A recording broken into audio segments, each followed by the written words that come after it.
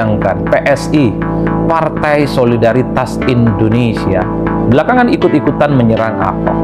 Kita kan tahu PSI ini adalah partai politik yang paling Ahok sejak lama. Tapi hari ini cukup naif. Ahok seakan-akan berjalan di tempat yang sunyi.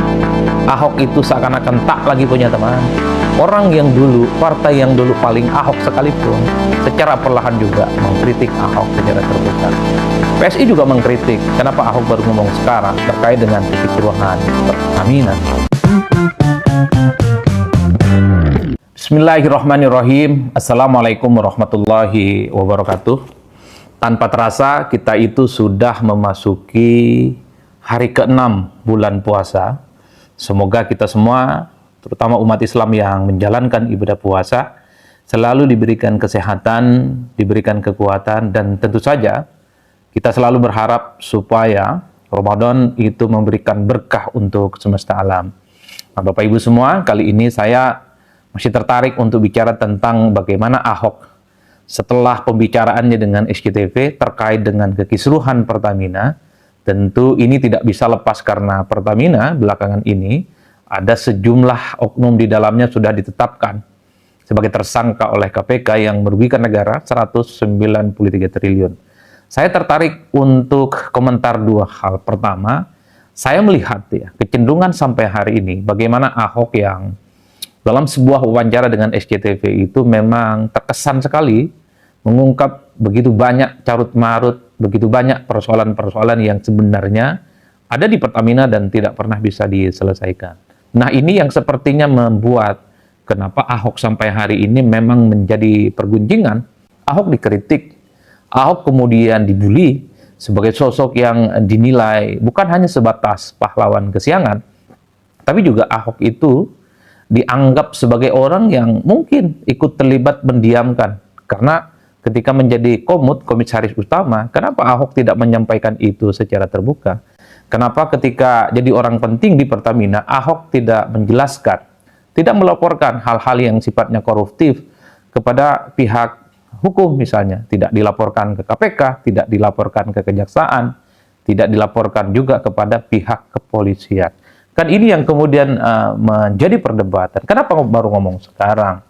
Kenapa Ahok itu ingin terkesan menunjukkan dirinya itu banyak tahu terkait dengan Pertamina, sudah berbuat banyak untuk Pertamina, tapi kemudian itu sama sekali sampai hari ini dianggap tidak menyelesaikan persoalan apapun. Sebenarnya secara substansi, apa yang disampaikan oleh Ahok dalam wawancaranya dengan SCTV, saya kira ini kan memberikan informasi yang cukup komprehensif kepada para pemirsa, kepada kita semua, rakyat di seluruh Indonesia, bahwa sebenarnya soal tata kelola yang terkait dengan minyak gitu ataupun perminyakan yang ada di Pertamina selama ini memang menimbulkan kekisruhan. Dalam konteks itu saya kira memang publik banyak juga yang mengapresiasi apa yang dilakukan oleh Ahok karena semua orang tidak mengetahui ini sebelumnya. Tapi sekali lagi pernyataan Ahok ini dinilai tidak kontekstual. Pernyataan Ahok ini dinilai sangat telat karena saat ini Ahok bukan lagi siapa-siapa, bukan orang yang berada di internal Pertamina, sehingga pernyataannya ini hanya sebatas ingin mendapatkan simpati, ingin mendapatkan panggung politik, dan yang paling penting, Ahok mungkin ingin disebut sebagai pahlawan yang kemudian punya kontribusi terkait bagaimana membenahi Pertamina. Jadi di situ perdebatannya. Mungkin ada pihak-pihak tertentu yang merasa tidak nyaman dan tidak happy dengan pernyataan Ahok karena memang dianggap sebagai sebuah ketelatan dalam menyampaikan informasi, terutama terkait dengan kekisruhan yang ada di Pertamina. Orang-orang yang kemudian kritis pada Ahok ini kan cukup menyayangkan. Saat itu Ahok adalah sosok yang cukup penting di Pertamina, adalah kader partai politik penguasa, dan yang paling penting juga sangat dekat dengan Presiden Republik Indonesia yang saat itu adalah Pak Jokowi.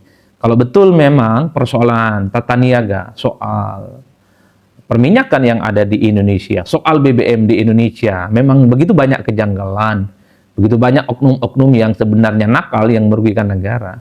Kenapa dulu tidak Ahok sampaikan?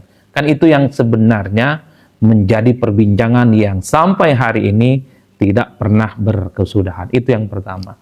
Nah, yang kedua, kenapa resistensi? Kenapa protes? Dan kenapa juga bully-bully dan bahkan sumpah serapah kepada Ahok itu terus bergulir hingga saat ini, itu tentu tidak terlepas karena Ahok saat ini adalah bagian dari oposisi.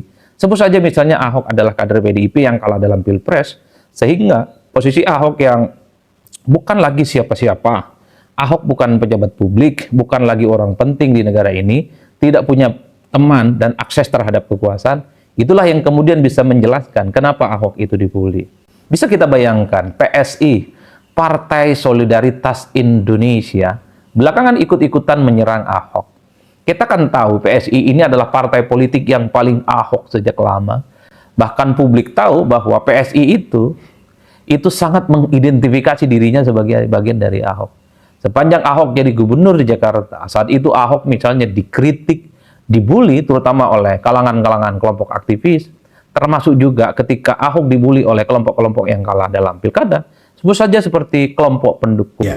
Halo teman-teman, kembali lagi bersama saya di channel ini. Salam NKRI harga mati.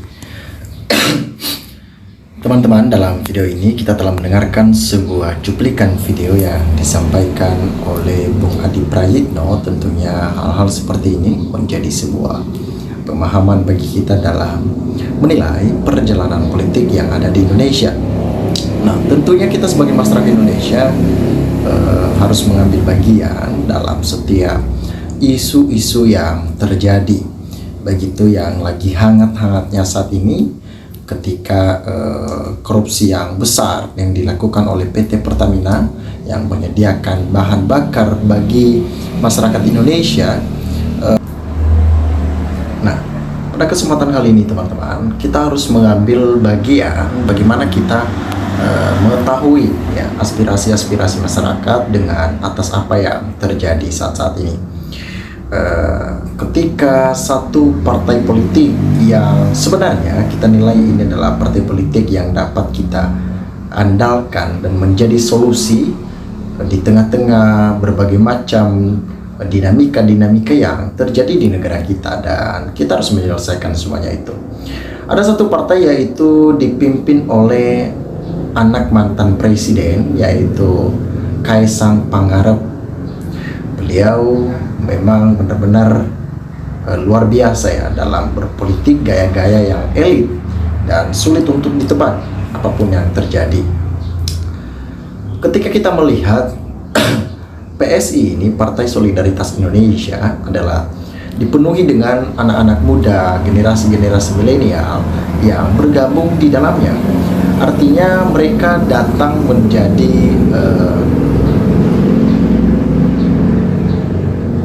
generasi yang berdampak bagi negara Indonesia.